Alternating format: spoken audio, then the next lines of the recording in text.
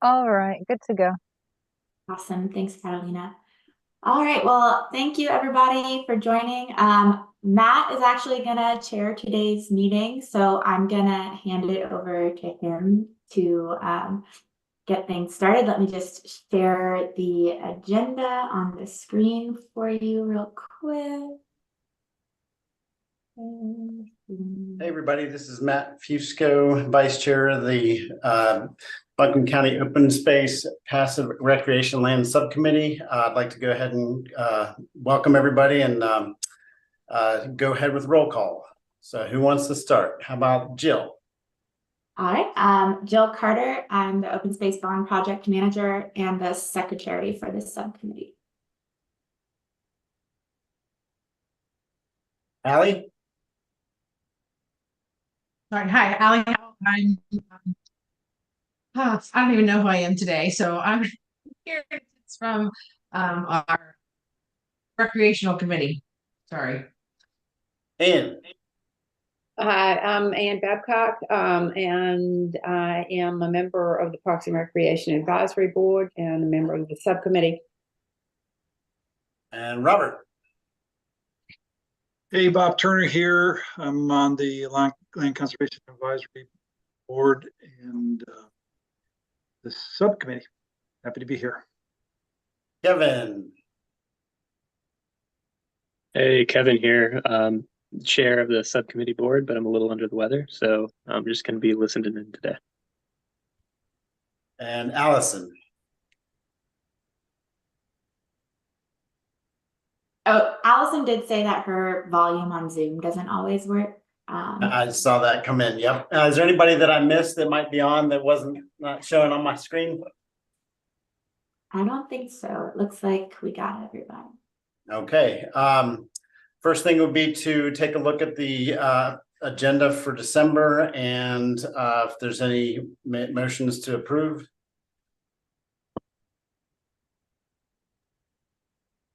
I can motion to approve it. Do we have a second? Second. Any comments or conversation? Hey, Matt, do we have a quorum right now, Jill? We do have a quorum because a quorum would be over half of the committee, and we have over half the committee here. We're only missing 2 people. Great. Looks like motion carries. The move December agenda has been approved. Next would be the approval of the November meeting minutes. Do we have a motion on that? I can motion on that also. A second? Approved. Or second. Any discussion? Nope. Motion carries. Approval of the meeting minutes for November. And it looks like Lena has joined as well. So Welcome. Hello. Next up is Jill's update on the open space bond. Yep. So I don't have slides today because there's not been too much massive update since our last meeting. But the couple things I did just want to touch on. As you all know, the application window for passive recreation lands projects will be opening in January, on January 16th. I sent out an email kind of announcing the upcoming application window that I believe all of you should have received, and Catalina has helped do a lot of great announcement and public outreach to give people a heads up that that window is opening. So just in the last week since that announcement went out, I have heard from a lot of new project applicants in the community who are excited to apply. So I'm pretty optimistic that we'll have a good applicant pool, and we'll continue to do more outreach over the next month. And then once the application window opens as well, including a press release will go out closer to the window opening. And then finally, the county is having a grants open house in January, on January 10th. where we will invite the community to come and learn about all of the different grant funding opportunities that we have, including this application window. So we're very hopeful that we'll garner some more interest through that process as well. And they just did a press release on it, which I will forward to all of you. And if any of you are interested in attending that open house, please do. But I think it should be great. But yeah, if there's any questions about those updates or about the process in general, open to those. Jill, where is the open house going to be held? Oh goodness, that's a great question. Let me check on that information for you. It will be held. Oh my goodness. It would be great if, okay, it'll be held at 200 College Street, where we usually have our meetings, in the first floor conference room. So yeah, when you go in the building, there's just a massive conference room on one side of the building, and the side opposite of where the bank is, and that's where the open house will be held. What time? It's from 4 to 6 p.m. on Wednesday, January 10th. And I'll go ahead and share this press release with all of you as soon as our meeting is over, and that has all of that information as well. Thank you. Sure. Let me get the agenda back. Okay. There. Any other questions on the updates? No. Okay. Then I can also share our scoring rubric for the application window. This went out with yesterday's email as well. And I wanted to really focus the majority of our time today on discussing this scoring rubric, seeing if it resonates with you guys, what your feedback is, what needs to be changed or further defined. Before we kind of get into the different elements, I just wanted to walk through what kind of the flow is, I guess.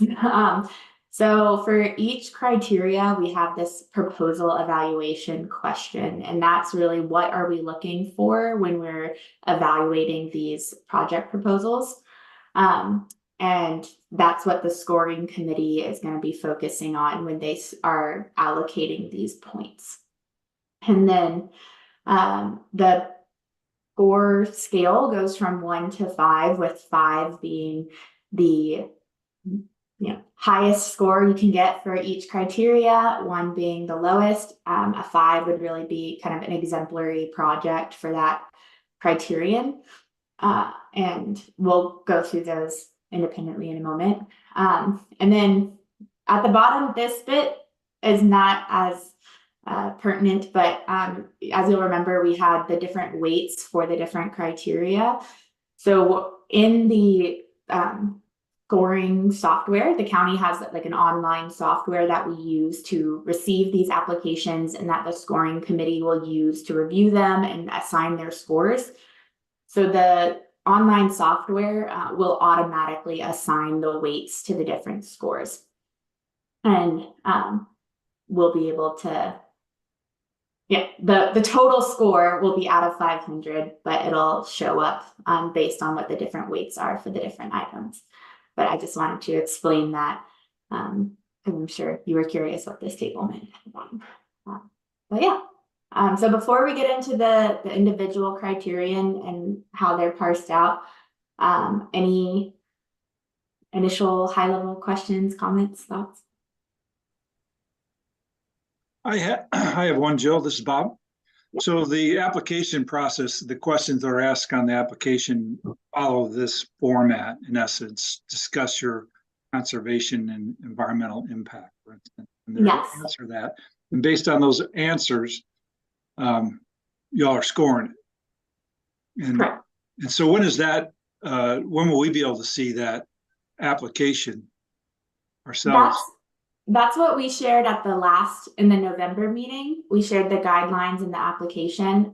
Those are also on the attached to the email that I sent yesterday, but I can pull those up. It's if you okay. want to. No, if they were there, I'll look at that again then. Okay, great, Yeah. thanks. Yep, so the application asks specific questions for each criteria that speaks to these different elements that you see in like the excellent versus the incomplete.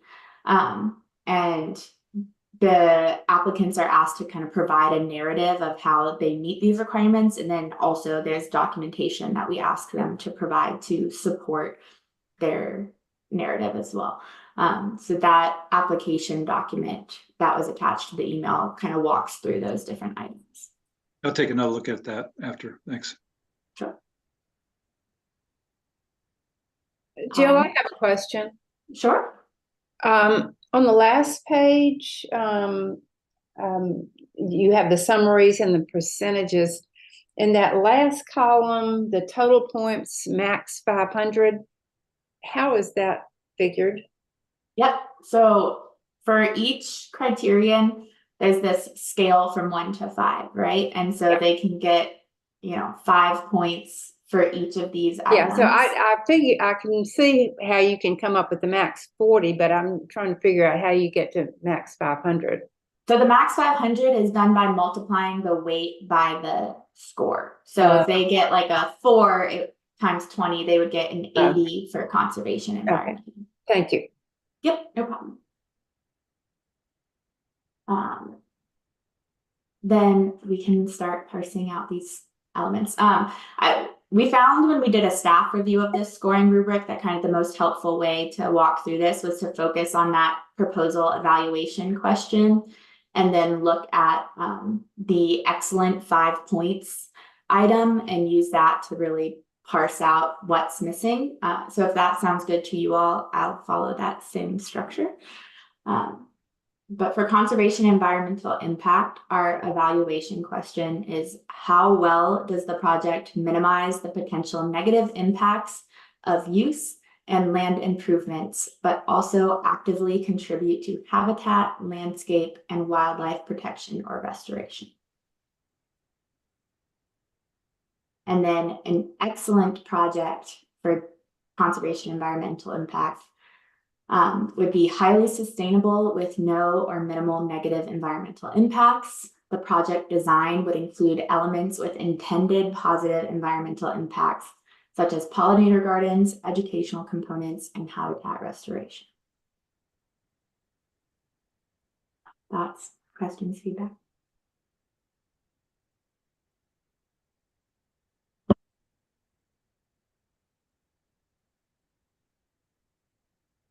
No?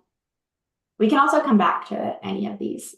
So I'll go ahead and move to the next one. But if questions or thoughts come up, we can go back.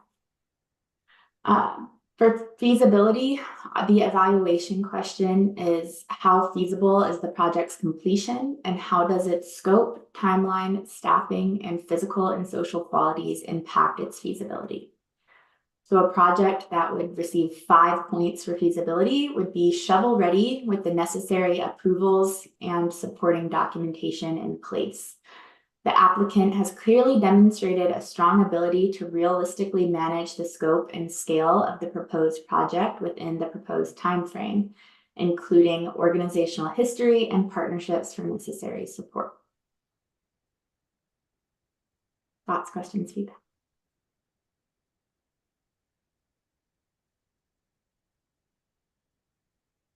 Okay. Accessibility. How accessible is the project to members of our community? And an excellent project would be wholly ADA compliant.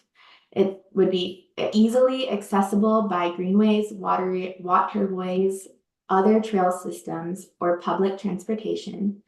And the project is in close proximity to communities and provides amenities for public use, such as restrooms, parking, drinking fountains, and sitting areas. Is there anything you guys see as missing from some of these elements that I've talked about already? No. For equity, how does the project promote equity, diversity, and inclusion in passive recreation? How does the project provide access to passive recreation to communities with no or limited existing access? And an excellent project would or an excellent proposal, I guess, would have a concrete, tangible description of how their equity strategy is reflected in the project. The project plan would proactively incorporate community input in design and implementation, and the project is located in a community without existing access to passive recreation opportunities.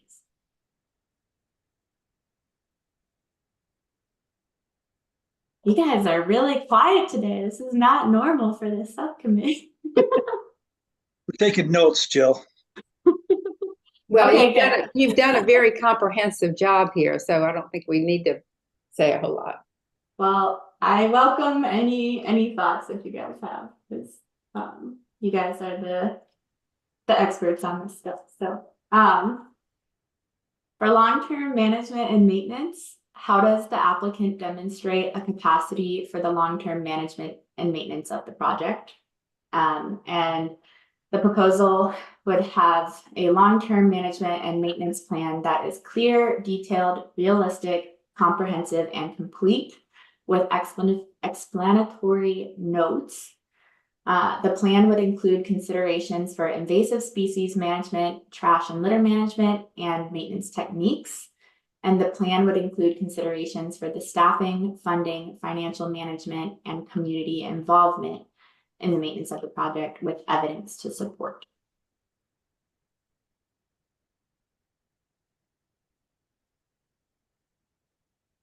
All right. For cost and leverage funding, how does the project budget indicate the ability to complete the project with the requested funds? So that's the requested bond funds. And how does the project leverage the bond funds?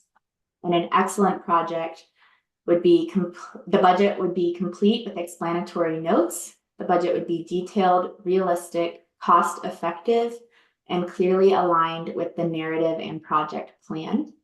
And the project would leverage a significant portion of funding from non-county sources.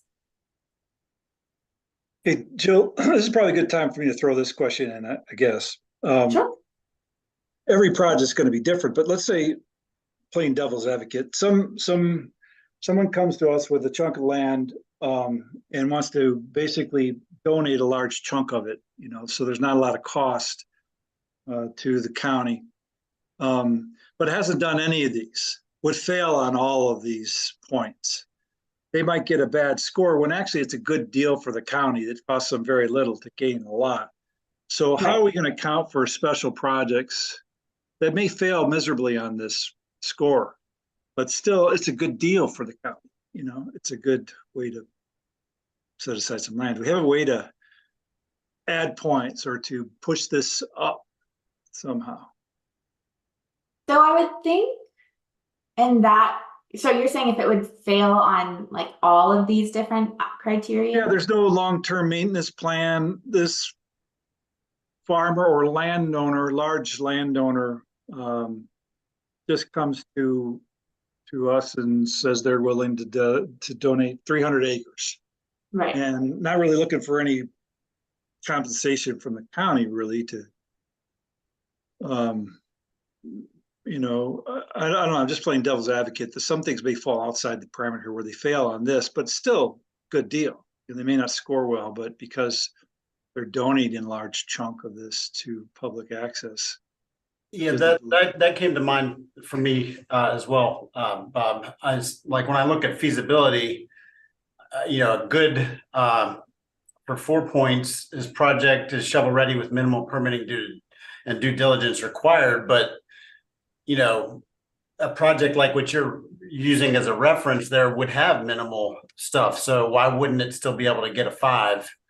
But for the fact that it doesn't have to go through a permit process necessarily. Right. That was kind of my thinking was, for an acquisition project like that, this feasibility is looking at, the project as proposed, right? So if they're proposing that the county acquire a piece of land that they're donating a significant amount of the value for, like, they're not proposing at that point, we want to see this park with 25 miles of trails and with like a natural playground and a parking area that fits 20 cars and things like so. The acquisition piece is fairly feasible. There's not as much of these improvements that require like the permitting and the construction and things like that. So as long as the approvals in terms of landowner support or landowner agreement and things like that are in place so that the actual proposed project, which is acquisition, is fairly feasible, then it would still score well on a feasibility score. I think an acquisition project that might not score well is if somebody, you know, has a piece of land that they think we should acquire, but they don't even have landowner support, or they don't have the land itself is just not amenable to future park development, period. It's like doesn't align with any of our goals, I guess. But that was my thinking. So I'm very curious to hear what you guys think about that. If there's more language we need to add into feasibility that more directly speaks to acquisition, or what? Well, right now, I'm sorry, Matt. No, go ahead. You probably have better thought than I do. Well, just to keep the thought train going. All right. So people are already reaching out to you. And there's a landowner that may call you that says, I've got 500 acres that, you know, I'm 80, I've got no heirs. I want to do something with it to help benefit the public. Would your first reply to them might be then to say, go to Southern Highlands, to go to a trust or a conservation group and let them take the reins of the project and fill out the form, make the plan, do the feasibility studies and all that. Is that how you see it? You know, Yeah. as a first step to guide them to someone who can handle all this paperwork and do the studies for them. Exactly. And I've even had a project that fit that exact scenario, maybe not the exact number of acres, but was a very large project in terms of acreage. But they, you know, the county, I think, if it's a smaller project and they're asking of like just direct acquisition, it's something that we can more directly handle. But for those large projects, I have been trying to connect people with the land trust so the land trust can help them navigate this process. And we know that the land trusts do have the capacity to go through kind of the easement process, the acquisition process, kind of navigate that with the county, which is why we're trying to help connect people when that those opportunities come up. But again, I think for smaller projects, like a smaller size land, they might not need the land trust per se, if it's only like 20 acres or something, but something that's, you know, 200, 300, 500 acres, I do think partnering with the land trust is going to be a more fruitful way for them to move forward. So the cost benefit to the county in a project, there's no direct way of assessing that I can see right now, or maybe they don't do so well on this application from a point standpoint. Still, again, there may be a lot of benefit at very little cost to the county because of what the owner might be asking of the county, you know. And so Yeah. that we have to consider it some way, right?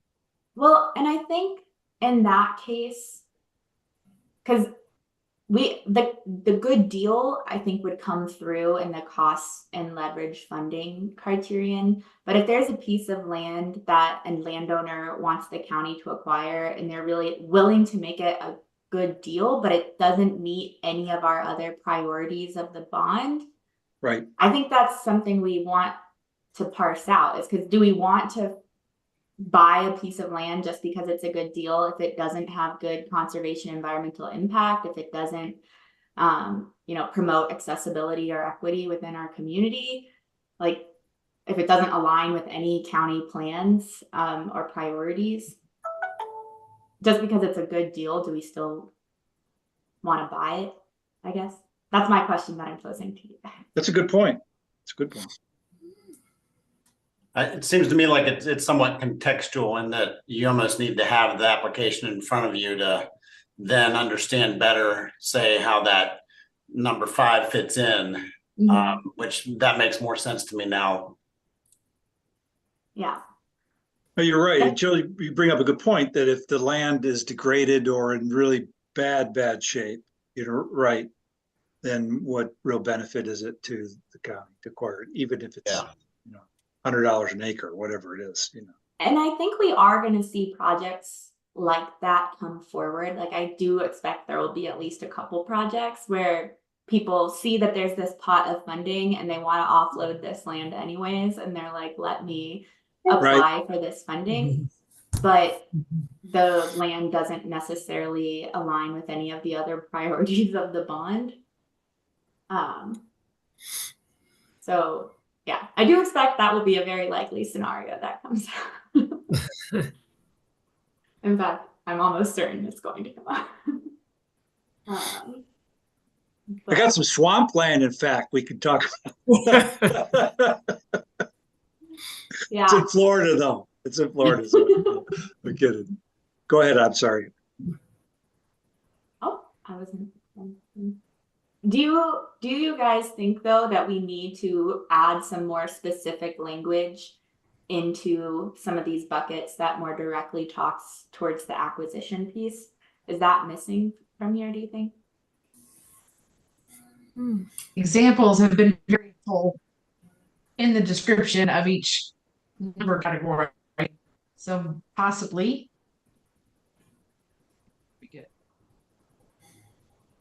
Yeah, maybe some kind of way of giving some point valuation to the cost benefit side of it, the financial risk and cost for the county. There may be some, not just call them deals, but some people who just are in their 80s and trying to plan out what they're going to do with this land and don't want to go through the hassle of dealing with applications and stuff. And it may be a smaller chunk, 20 acres is not worth bringing a trust into, but we can still score it and say this is, I don't know, maybe at least put it in a bucket where we look at it from a little different lens. Will the applicants be receiving a copy of this scoring grid during their application process? Say that again, sorry? Scored?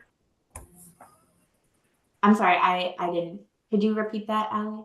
Will the applicants be receiving a copy of this grid showing how those categories will be so they can address them, or is this behind the scenes for us?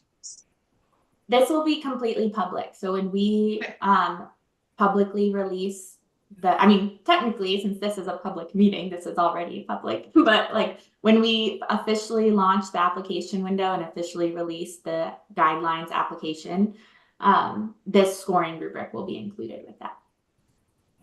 Thank you. And will all of this be presented at the open house that you're going to have on January 20th? So I'll be there at the open house, and I'll that's a great point. I haven't thought about that yet, but I think if I at least have copy of the scoring rubric there with me, and I can talk through this with anybody who has questions about it. So great idea, Anne. I will definitely have it available at the open.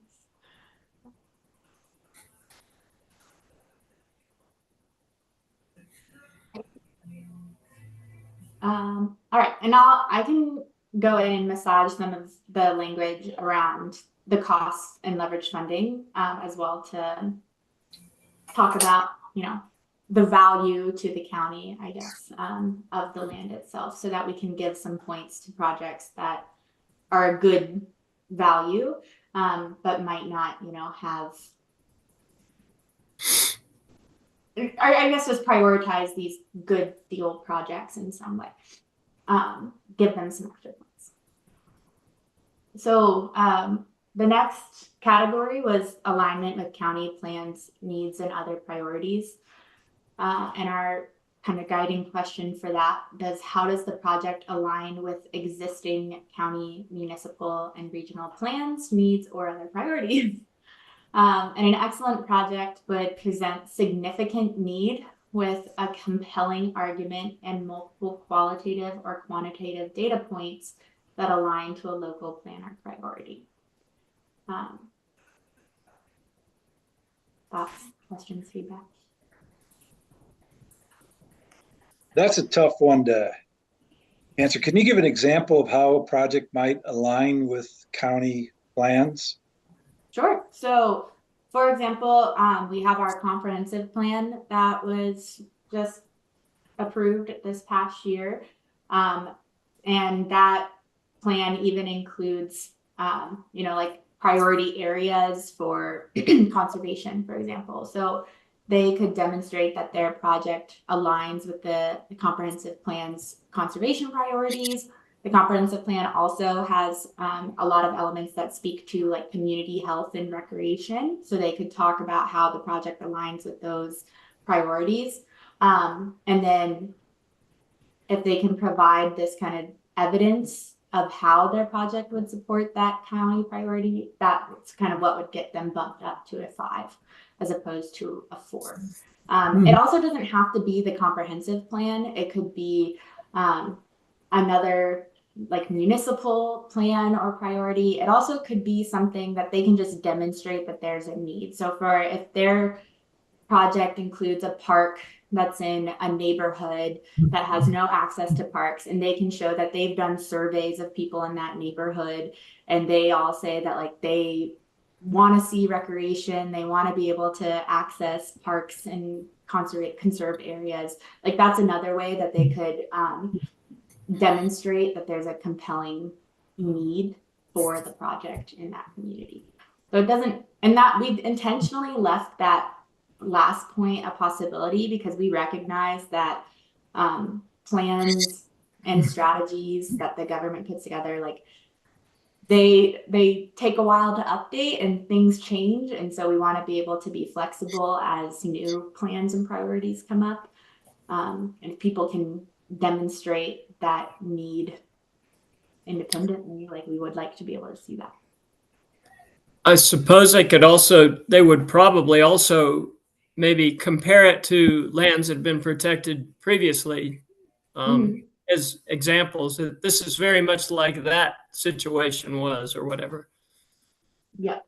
And another one, I think too, that this kind of speaks more to the equity piece, but if they can demonstrate that, this project is in an area that doesn't have access to any other parks of this nature or something, that I feel like that's fairly easy to demonstrate, but for sure. Do you guys have other ideas of how this one could be further fleshed out? That makes it easier for applicants to understand and meet. Well, it does bring up another question related to 5. I mean, so how it aligns with county plans and needs. You brought up the example of the park. So if you scroll up to 5, that's going to cover long-term maintenance management. And typically, are we expecting the owner to have a plan for that? I mean, this comes up into that question of, future maintenance costs that we probably need to discuss again at some length. I'm not sure where that discussion left off, but, if it is a park that offers equity and safety and other things, where does that cost of mowing that park come in? And is that part of 5? And so there's got to be a budget and everything, how do we answer that question? How does somebody applying answer that? He just would answer, well, somebody's got to mow the grass. That's the long-term maintenance. You know, Or it might be that this isn't an area that we think fills the equity need, and we have had conversations with the county, and it seems to be within their, that they may be able to handle something like that on their end, or that may be one way. I think in this instance, there's kind of two directions that a project can go. Like, one is that the project is one where they envision, it's like one of those acquisition projects where they want the county to acquire this land and own it and manage it. And so in that case, we are going to have people on the scoring committee. Well, everyone on the scoring committee is from the county, but it's going to include a person from the Parks Department, from the Ag Department, from the General Services Department, who can better understand the county's capacity to manage these projects. And that kind of, I think, speaks to the long-term management and maintenance on that aspect. But when we have projects that are seeking funding for a project that is going to be owned by another municipality within the county, or maybe it's going to be owned by a nonprofit within the county, we want to see that they've thought out this long-term maintenance and management approach, and that they can carry out the long-term maintenance and management, because we don't want it to be the case that we give them, $100,000 for their park, and then in 5 years, the park is like completely fallen apart. And so when they can demonstrate that they've thought about staffing for who's going to be mowing the lawns, when they've thought about funding for how are they going to pay for those mowers or those staff time, and they've even maybe thought about how they can involve the community in management, that's when a project would get the 5 for long-term management and maintenance. If they've just thought about, well, someone's going to have to mow the lawn, like they would probably get like a 3. But if they've put more detail into how that long-term management and maintenance is going to take place, that's when they would get one of the higher scores for that. Does that make sense?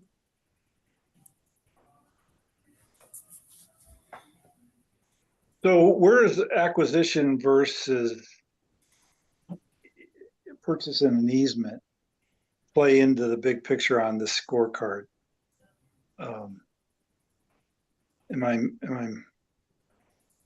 Because that's part of the scoring. So it ties into this long-term maintenance. If the county is using our funds to acquire land, then we take the responsibility of maintenance, right? If it's an easement, that's part of the negotiation of the easement. But if we're just, giving someone $100,000 for an easement or access, that responsibility would fall to the landowner, right? Right. So they will need, so the example, well, maybe that's not the best example, but for example, if we think of Collier Cove, where like the county is managing that property, but if, it's just an easement where the landowner is still owning and managing and controlling the property, but the county has like put this easement on the property, the landowner would need to be able to demonstrate that they can manage the property.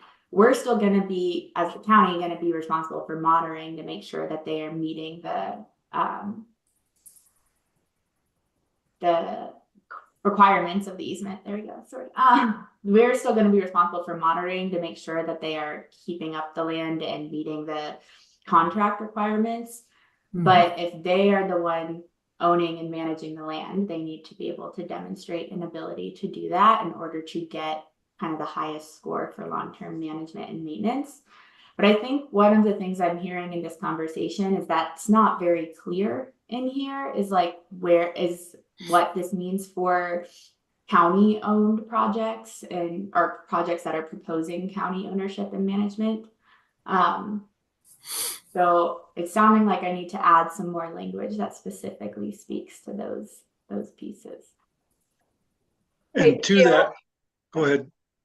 Yeah, I was going to say, at our last meeting, we talked about the fact that if the county takes over the maintenance, even if they don't own it, that it's going to cost the county more money, and that maybe we should be looking at getting some answers or direction from the county commissioners or from staff as to whether including some of these things are feasible in their budget.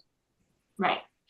And I think that opinion will come through in kind of the project selection and approval process, because especially if, there's a project that would require the county to acquire and manage like 200 acres of a park, we're gonna, like, before the commissioners approve that, we're gonna have to demonstrate to them if the county even has the capacity to do so.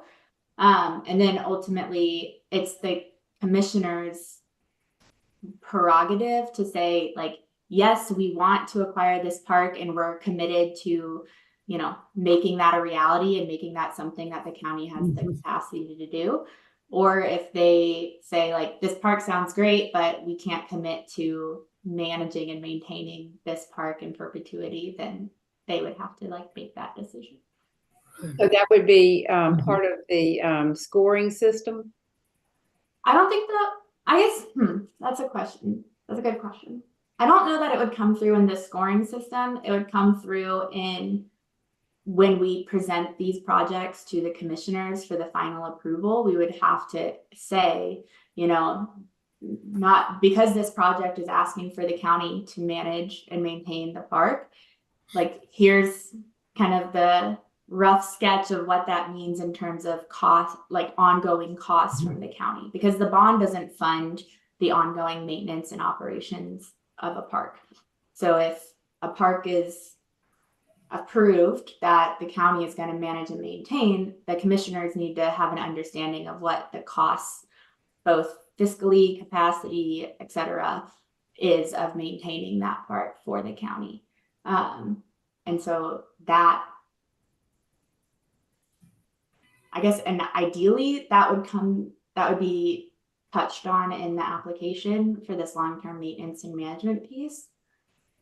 But ultimately we would have to still demonstrate, we'd have to be able to share that information with the commissioners. But I'm curious, to y'all's end, we've heard, a landowner who just wants the county to acquire a nice piece of land, they might not have that thought out yet of who's going to manage and maintain the land. So if we ask for that and require that in the application, that might disadvantage those instances. Yeah, I'm thinking out loud right now. I don't But Jill, this is a great conversation because it goes to, some of the things I thought about since first joining this board is that, who are we going after? Who is the target? Is it someone that, if the county wants to go out and acquire the land, our money won't go that far when you're buying land. Right? So we're only going to be able to conserve so much land, passive rent. So my thoughts initially, we would be great to target people who want to donate a large chunk of that, maybe work with a land trust to bring it to us where our costs to lock down an easement is not that much for the value that we gain, right? But when you throw in this long-term maintenance into the picture, we're counting on that landowner who might be 80 years old and might be passing away in the next decade or two.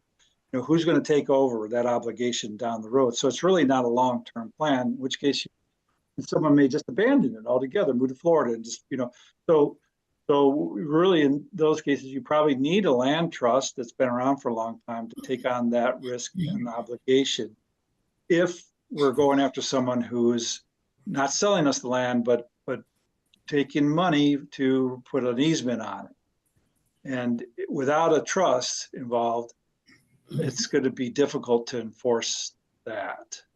Right. So who's our target anyway? Do you think, are we in the business out there to acquire land and have the county manage it? Or are we in the business of, trying to get people to donate a big chunk of their land to just put easements on it? Do you see that as 50-50 of our business here? Or, I'm curious what others think about that question. Who's our customer? One thought that comes to mind for me is that if with the land trust, they are taking on certain let's call it management requirements, but it's not to say that they're taking on the burden of saying, I need to mow this field every year, or that this field needs to be mowed every 2 weeks in order to make it usable. My experience with land trust is that they're more in the business of monitoring over an annual period to ensure that whatever the landowner has agreed to do within their easement is completed. So at some point, there may be another entity that comes into the picture that takes on some of this management activity, or a landowner may need to, I think in the somewhat long term, they could, and I think in a park setting, you can say, okay, well, it's going to take 5 staff members. It's going to take, a maintenance crew of X and something else of Y. And then over the course of 20 years, we would anticipate an increase in that cost of a certain percentage over time. And so then if that landowner went away and they were doing it initially, then in theory, there might be some way to accommodate transitioning that into a different management program or type. But then the understanding would be as the county or whoever that management entity is would have to be able to kind of carry that across the line so that the next entity could take care of it. Kind of like a long-term plan on our parks. They may choose to do different things over time within the county to maintain the grounds. That's actually it. So an interesting example of that. So we've talked about Boulder County internally as like an example of what the future of a passive rec kind of open space program could look like in Buncombe County. And what they really do a lot of is they will acquire a lot of land for open space, and then they just kind of sit on it until they have the capacity and the resources to decide what they want to do with it. And I think that's kind of what the county was envisioning for the land acquisition piece of passive rec is, we can acquire a piece of property for future park development. And then as we have the ability to develop that park, we can flesh out the details of it. Now, owning the land still requires a degree of capacity to manage it, right? Like just because we're not putting a park on it right away, it doesn't mean that there's no costs or resources involved in, making sure nobody is doing things on the land you don't want them to, making sure the land is like staying in a decent shape so that you can use it in the future. But that is just one example that I guess I wanted to share with you guys of what this could look like. But I also don't think we want to eliminate the potential for easements either, because putting an easement on land is like a much simpler and cheaper process usually for the county than fully acquiring the land. But I think on that side of things, there's room for both. Yeah, that was my thought.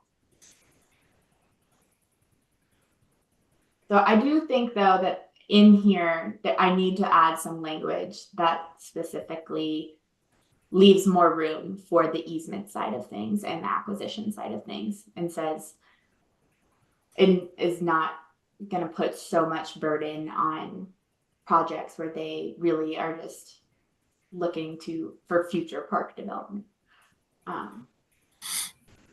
So that, oh, sorry. I do want to, sorry. Oh, go ahead.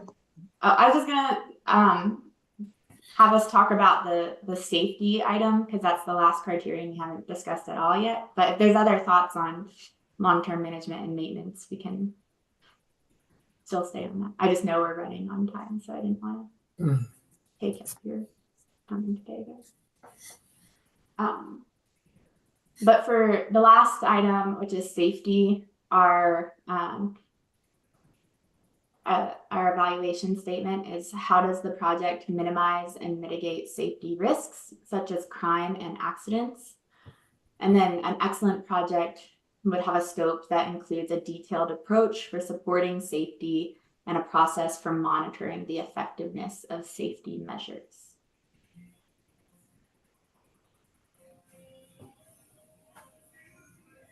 I think this one, it's kind of helpful to talk about what a bad project would look like, which is that a project design that presents new safety concerns would obviously get like a 1 and be scoring very low. Whereas a project that, you know, fails to address some of the major concerns and threats, but does address some of them, would probably get a 3. And then a really good project is one that like very detailed talks about safety and makes sure that they're monitoring how well their safety measures. One conversation we had with this piece internally was including this mitigation line in the evaluation question. Originally, the evaluation question only talked about minimizing risks, but obviously, no matter what you do to try and minimize safety risks, like there's always a possibility for an accident to occur. And so where projects can demonstrate that they've thought about what they do when an accident happens or when there's crime that takes place and how they address that, we want to be able to recognize and give points for that. So that's why we included mitigating.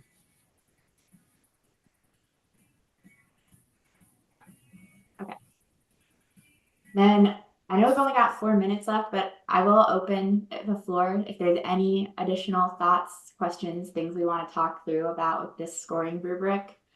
I will implement some of this feedback, or not all of this feedback that you guys have given me today. And I will be sure to send out like an updated draft of the scoring rubric so that you guys can review that. And we technically have until January 16th to finalize it. I'd like to have it finalized before January 16th, but we do have time to make additional adjustments as needed. I have a question, Jill. Sure. Where in this process do you have question for certifying that this acquisition or money for improvements or upgrades, where do you have the promise that this land will be available in perpetuity? So that is in the application. I don't know if we have the exact language in perpetuity. So if we don't, I can add that back in. But in the application itself, they have to attest that. Sorry, I'm just pulling up the application. They have to attest that the project meets our qualifying criteria, which are that it has it is open to the public. It has, it's located within Buncombe County. So the project location is there, that it will be open to the public. And then, what is my last one? I'm sorry, I've based on what my third criteria is, but they have to kind of attest to, oh, there we go, that they're in the eligibility. So it meets either the acquisition piece or the improvements piece. And I will say easement. The project's located within Buncombe County. The timeline meets our bond schedule. It has the long-term management and maintenance plan, and it's accessible to the public. So I think this is where I should say that it will be accessible to the public in perpetuity. Yes. I very much like to see that. I don't want anybody to have the option of wiggling out. Yeah. Good point. Agreed. And that's also something that will be for all of the projects that receive bond funds, that will be included in the contract language for the funding, is that it has to be accessible to the public in perpetuity. And so then that kind of builds in those protections that we talked about previously to make sure that these projects are open to the public, and if in perpetuity, and if they change that in any way, then we have like legal recourse. So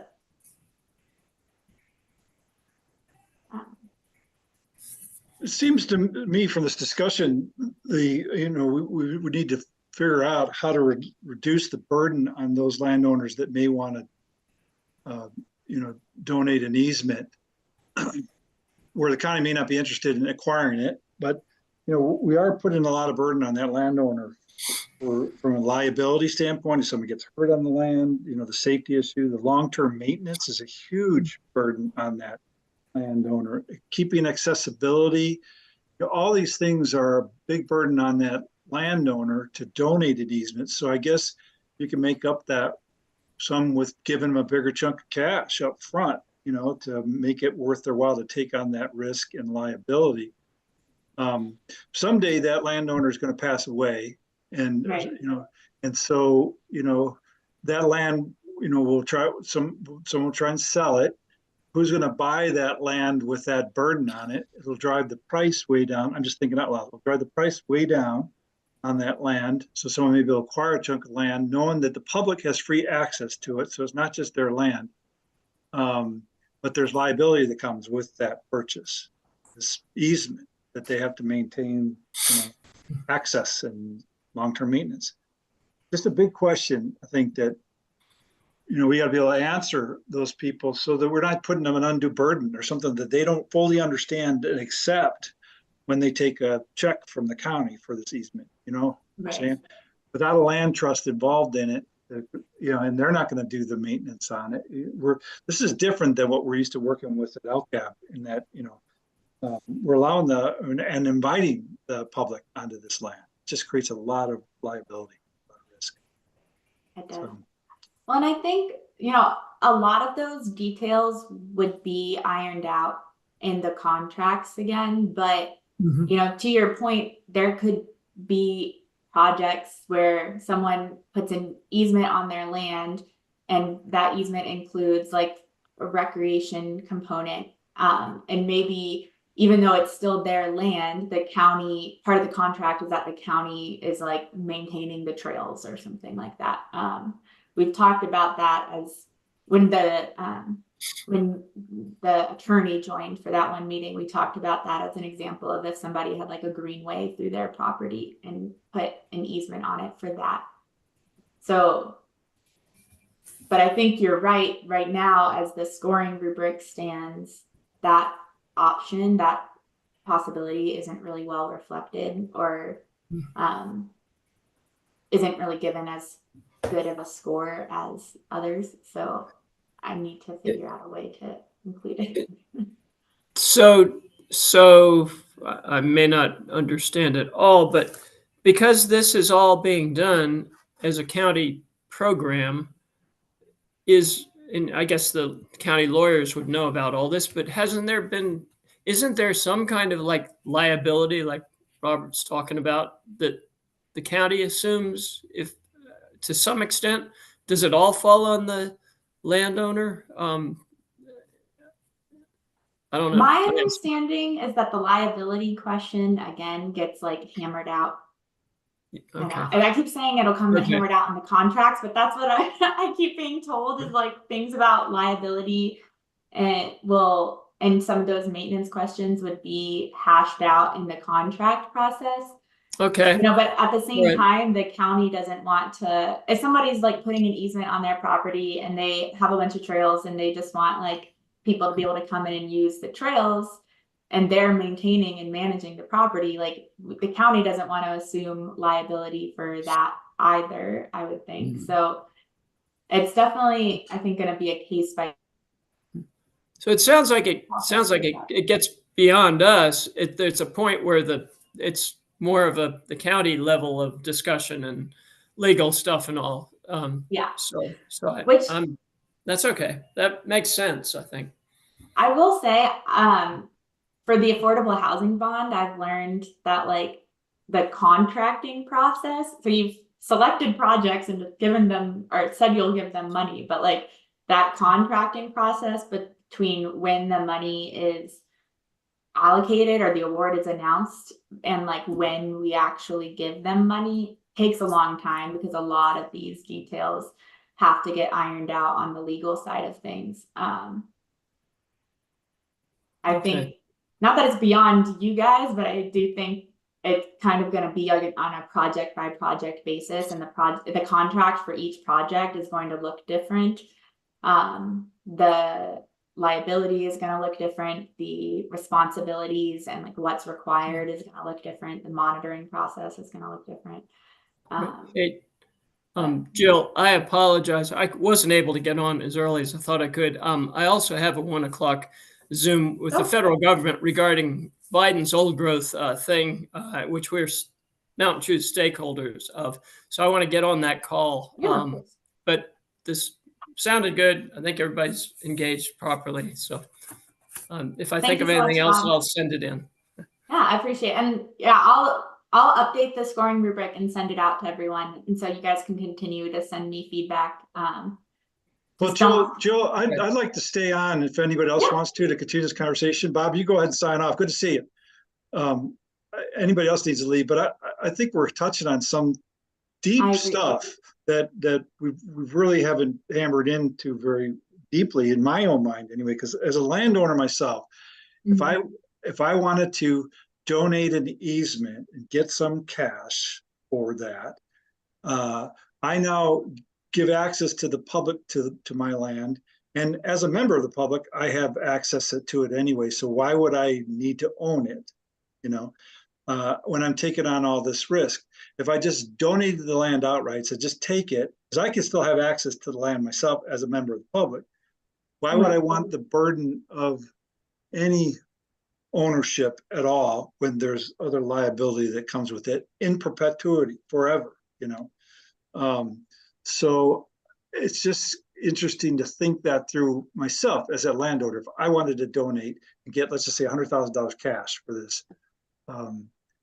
this easement, why don't I just at the same time donate the whole chunk of land, and then I don't have any burden or risk or worry about somebody falling and getting hurt or maintaining the access or that kind of stuff. It's just it's interesting for sure. It makes me think of like the way that the land trusts do it. They typically would have an endowment or some type of funding mechanism that when you place your easement, there's a certain portion of that money that goes into an endowment. And whether the county does something like that, that might be an option or something on other projects I've worked on where it say involves a greenway or as simple as a sewer easement, so that the municipality can come in at will or as necessary to be able to do the work. And it would say it would protect the landowner if they don't donate the whole property, because there would be an easement that would be managed and maintained by the county. It certainly doesn't answer all those questions, but it does make me wonder about this endowment thing, or how the county might be able to create some kind of a funding mechanism for some of these projects. Yeah. What do you think is the real benefit to and I'm asking everybody, what do you think the real benefit to the landowner is to put an easement on their land, get some cash? What's the real benefit to them long term? They can't harvest trees off it. They can't farm. I mean, these are things maybe that you can work out in the agreement when you put the easement on. Okay, I'm still going to harvest these trees. Public's welcome, but I'm going to still use that land for this. I'm just curious what really the benefit is. Most of the easements are probably saying, no, we're not going to pay this money, so you go take all the trees and clear cut it. So there's going to be restrictions on that land that come with the easement, right? So if a person owns land with an easement with these restrictions on it, he could say, I could still go out and enjoy it, walk through the woods or whatever, and still say I'm the owner. But what value is that when you, as the member of the public, can go do that anyway, I guess it would reduce your tax burden a little, depending on how restricted the easement was, because after the easement's placed and it would be reassessed at a lower value. That probably is somewhat insignificant in the long term. I think it does help certain types of uses. I've seen where it's been beneficial for, say, ag and farming activities where, they've got a piece of property that potentially could be highly developable. And if it's restricted, then that annual tax burden goes down. But again, that may not be significant in the big picture as far as being a landowner and that offsetting everything else that, you benefit from as a landowner. Right, your tax though goes to zero if you just donate the land, right? Right, that's true. Yeah. Yeah, so we got to get together for a beer, Matt, and talk about this. We all should just get together We sometime should. and hammer this out, you know? Because this, as I start thinking through it really hard, you know, I'm thinking, what is the benefit of this, you know, for that? But it's different than what LCAP's doing, right? I mean, Yeah. LCAP, you're not inviting the public in. We're inviting the public in to this passive rec thing. And so with the liability that comes with that, what's the benefit to the, yeah, interesting. I mean, I guess I could still see a couple instances where maybe somebody like lives on the land, but they want to be able to put an easement on part of it, or maybe like this isn't a county property, but I'm thinking of the Warren Wilson trails that go through the farmland. Like they're still doing agricultural production on that land, but then they have trails that go through it that are open to the public.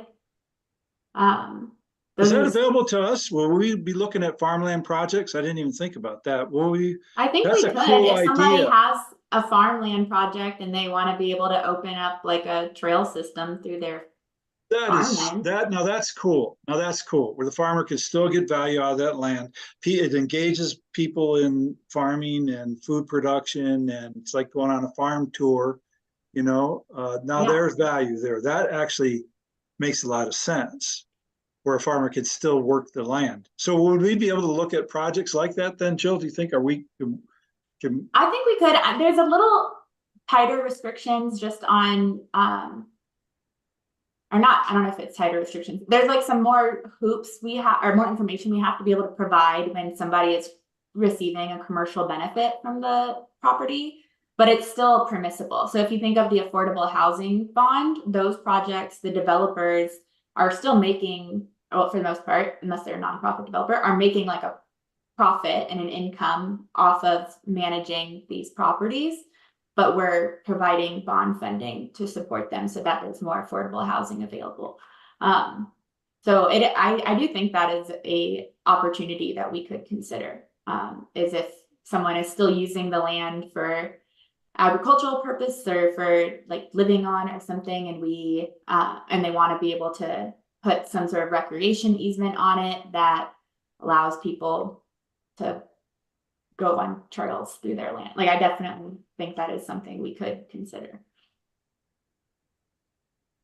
Yeah, I've always been looking at through the lens of protecting mountainous wooded terrain. I never thought about it from a standpoint of farmland. But that way the farmer could generate revenue off that land, which would also help in long-term maintenance of the land too. Right? You know, Yeah. I think like the key that. difference between that example and like what we usually see coming through the Ag Advisory Board is that, or through LCAB, is that there is that public asset access component. Because as you said before, you know, the projects that we support through LCAB, like those aren't usually open to the public. They are like private land that is conserved. But in these instances, it could be a very similar piece of land and a very similar relationship with the landowner, but instead of it being wholly private, they've put a public access component into the easement and people can use that land.